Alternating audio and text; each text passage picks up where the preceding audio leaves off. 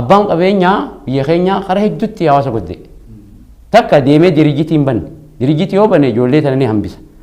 lama hiyyeessaaf sadaqaa sirriitti hin kennin maallaqa baankiin naqee irra ciise maallaqni san ifiifuu amata dhufu maallaqni san waan arra bituuf isaaf hin bitu qarshiin takkittiin amata dhufu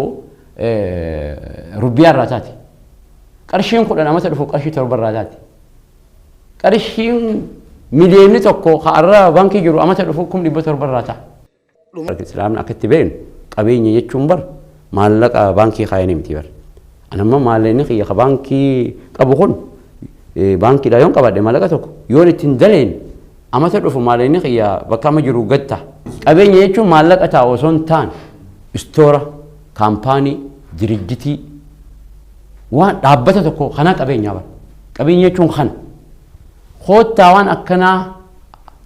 jaaraa immoo fakkeenyaaf yoo dhaqanii diriijitii fi faabrikaa waan adda addaa jaaran ijoolleen teenya illee dalagaa harkatte jechuudha